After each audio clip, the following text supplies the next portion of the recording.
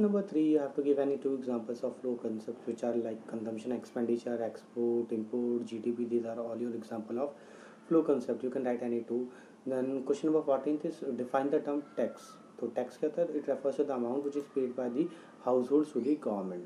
Then in question number 15th you have to calculate MPC and यहाँ पे कह रहा है डेल्टा सी आपका कितना है, यहाँ पे आप कैलकुलेट कर सकते हैं, वो है 600 एंड आपका डेल्टा वाई कितना है, वो है आपका 1000. तो 600 को डिवाइड कर देंगे आप 1000 से, तो आपका आंसर आ जाएगा डी यानी 0.6. Now coming to the next question, primary deficit क्या होता है? It refers to the difference between physical deficit of the current year and interest payment of the previous year. And physical deficit क्या होता है? Excess of total expenditure over total receipts excluding borrowings.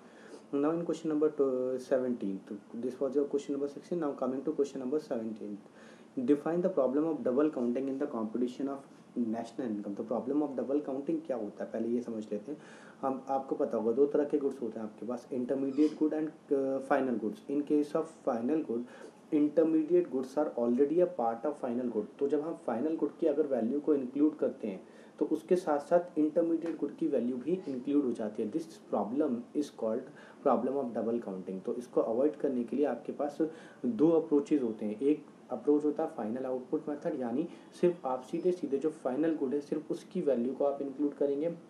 दूसरा होता है आपका value addition method. Value addition method मतलब कि जितने स्टेजेस से वो आपका गुड पास करेगा उसमें जितने स्टेजेस पे जितना वैल्यू एडिशन होगा हम उसको कंसिडर करेंगे. तो these are the two approaches. Now coming to the other part of this is your GDP and welfare. तो जीडीपी एंड वेलफेयर का सिंपल सा टॉपिक था आपका. ये इस स्टेटमेंट को हम क्या कर देंगे यहाँ पे डिफेंड कर देंगे. तो आपका डायरेक्ट क्वेश्चन था. This is from chapter number 4 national income. तो यहाँ पे आपके लाइक पॉइंट होते हैं. यहाँ पे एक्सटर्नैलिटीज़ होता है, रिड्यूसिंग एक्सटर्नैलिटीज़ होता है आपका, इनकम डिस्ट्रीब्यूशन एंड वेल्थ होता है. So these are certain points of GDP. तो ये आपका पूरा डायरेक्ट टॉपिक है. Now coming to question number 18th, in an economy delta I is this, MPS is this, find the value of K. तो आप K का ये formula लगा सकते हैं. K का फॉर्मूला होता है 1/MPS. सो आपका MPS कितना 0.2, आपका K कितना आ जाएगा यहाँ पे 5 times. Change in final income मतलब आपको डेल्टा वाई कैलकुलेट करना है. अब आपको K तो पता है, K कितना आ गया हमारा, K आया था हमारा 5. तो 5 is equal to delta Y by delta I हो जाएगा फॉर्मूला. तो डेल्टा वाई आपको पता है कितना है 500. तो आपका डेल्टा वाई कितना आ जाएगा 2500 करोड़ इस क्वेश्चन में. Now question number 19, how are capital receipts different from revenue receipts, discuss briefly. तो यहाँ पे आप सबसे पहले इसकी डेफिनेशन लिख सकते हैं. कैपिटल रिसिप्ट्स क्या होता है, रेवेन्यू रिसिप्ट्स क्या होता है, आपको पता है. Capital receipts are those receipts which either creates a liability or causes a reduction in the assets of the government, while revenue receipts are those receipts which neither creates any liabilities nor causes any reduction in the assets of the government. Then you can classify what are its components. You can give कि इसके components क्या होता है. Like revenue receipts के दो तरह के component होते हैं, tax revenue, non tax revenue. Then capital receipts के आपके 3 component होते हैं, borrowing, investment, change in foreign exchange reserve. Then you can give an example. This is how you will attempt this question number 19. Now coming to question number 20, state and discuss the component of aggregate demand in a two sector economy. So this is quite simple. Aggregate demand in a two sector economy, there are only two components. First one is your consumption expenditure and second one is your investment expenditure. तो आपको यहाँ पे इसको explain करना था. Then आप यहाँ पे AD in a two sector economy का यहाँ पे शेड्यूल बनाएंगे एंड डायग्राम भी बनाएंगे. Then in the given figure what does the gap KT represent, state any two physical measures to correct the situation. अगर आप यहाँ पे गौर करेंगे तो ये एडी वाला जो है, ये एडी कब आपका फुल एम्प्लॉयमेंट है because it is represented by point E. And ये जो आपका के है, के आपका ओवर फुल एम्प्लॉयमेंट इक्विलिब्रियम है. And this is a situation of excess demand. जब भी आपकी एक्सेस डिमांड है तो ये आपका जो KT डिस्टेंस है, वर्टिकल डिस्टेंस है, आपका इन्फ्लेशनरी गैप हो गया. दो फिजिकल मेजर्स बताने हैं आपको, ध्यान रखिएगा, फिजिकल ना कि मॉनेटरी मेजर्स. तो आपके यहाँ पे दो फिजिकल मेजर्स क्या हो गए, आपका एडी क्योंकि यहाँ पे ज़्यादा है किससे, एग्रीगेट सप्लाई से. तो आपको यहाँ पे एग्रीगेट डिमांड को रिड्यूस करना. तो एक तरीका हो गया आप अपने गवर्नमेंट एक्सपेंडिचर को रिड्यूस कर दीजिए, या फिर आपका दूसरा तरीका हो गया आप अपने टैक्सेस को इंक्रीज़ कर दीजिए. जब आप टैक्सेस को इंक्रीज़ करेंगे तो from the point of view of consumer अगर हम देखेंगे, यानी कंजम्पशन एक्सपेंडिचर की अगर हम बात करेंगे, तो जब आपके टैक्सेस इंक्रीज़ होंगे तो कंजम्पशन एक्सपेंडिचर आपका रिड्यूस हो जाएगा. So these are the 2 physical methods which you can use to correct this situation. Now coming to our next question, and this is for blind candidates only. Now coming to question number 21, discuss the working of the adjustment mechanism in the following situation. Okay, we have to discuss कि how the things will work, क्या process होगा. तो हमें पहले यहाँ पे ये समझना पड़ेगा क्वेश्चन है किस चैप्टर का. तो ये जो आपका क्वेश्चन है ये ए पार्ट है आपका ADAS अप्रोच का, aggregate demand is greater than aggregate supply. जब आपका AD ज़्यादा होता है किससे, एग्रीगेट सप्लाई से, तो आपका क्या होता है यहाँ पे आपका जो प्लान इन्वेंट्री होती है it falls below the desired level. तो आपको यहाँ पे एग्रीगेट सप्लाई को क्या करना पड़ेगा, इंक्रीज करना पड़ेगा.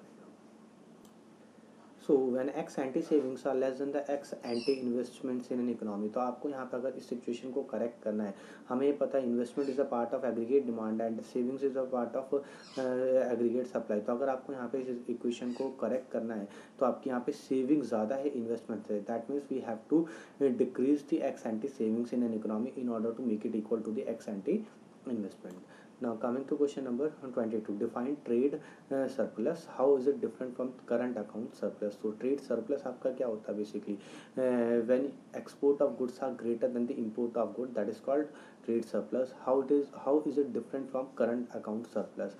अगर हम यहाँ पे बात करेंगे trade surplus की तो it only includes visible trade in it, while current account surplus includes visible trade, invisible trade, unilateral transfers, income to various other incomes as well which are of short term nature. Now B part इसमें है Indian rupee plunged to all time low of rupees 74.48 against the US dollar. The Economic Times, ये एक statement है. In the light of the above report, discuss the impact of the situation on Indian imports.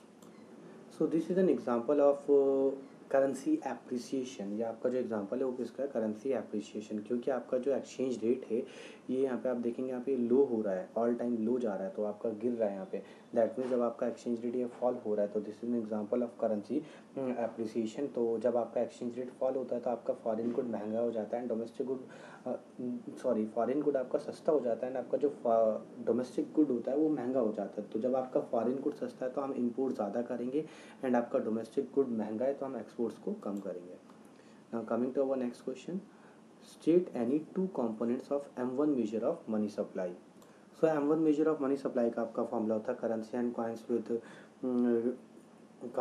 Coins with public, then deposits with RBI and other deposits with RBI, यानी commercial bank deposit with RBI. तो these are the components of M1 measure of money supply, which is a direct question. Then coming to B part, elaborate any 2 instrument of credit control as exercised by the Reserve Bank of India. Elaborate any 2 instruments of credit control. 2 instruments आपको यहाँ पे समझाने हैं credit control के as exercise by the reserve bank of India. तो आप कोई भी 2 एक्सप्लेन कर सकते हैं. For example you can explain money market, you can explain margin requirement, open market operations, bank rate, repo rate, legal reserve requirement, any 2 you can explain. Now coming to the OR part, define credit multiplier. What role does it play in determining the credit creation power of the banking system? Use a numerical illustration to explain. तो role क्या play करता है credit multiplier, आपको basically यही बताता है कि if we deposit some amount in the commercial bank then how much deposit we are going to create, कितना पैसा हम इसके थ्रू जनरेट करने वाले हैं. आपको क्रेडिट क्रिएशन आपको बताता है. This is a direct question, that is credit creation by commercial bank. Now coming to our next question. In this question, given the following data, find the missing value of government final consumption expenditure and mixed income of self-employed person. So we have to find 2 things. First belongs to the formula of expenditure method and second belongs to the formula of income method. सो आप basically यहाँ पे सबसे पहले GDP-MP का formula लगा देंगे. यहाँ पे एक्सपेंडिचर मेथड का GDP-MP का फॉर्मूले में आप 4 कंपोनेंट ऐड करेंगे.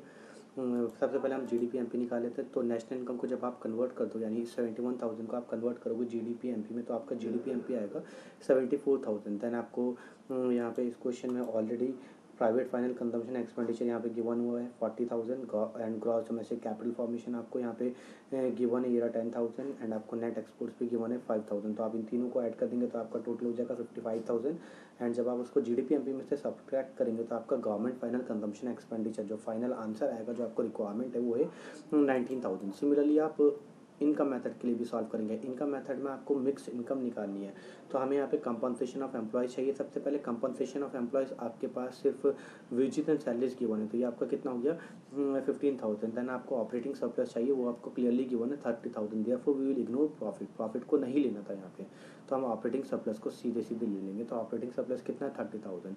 एंड आप नेशनल इनकम यानी इस NNPFC को कन्वर्ट कर देंगे NDPFC में, जो कि आ जाएगा NDPFC आपका 70,000।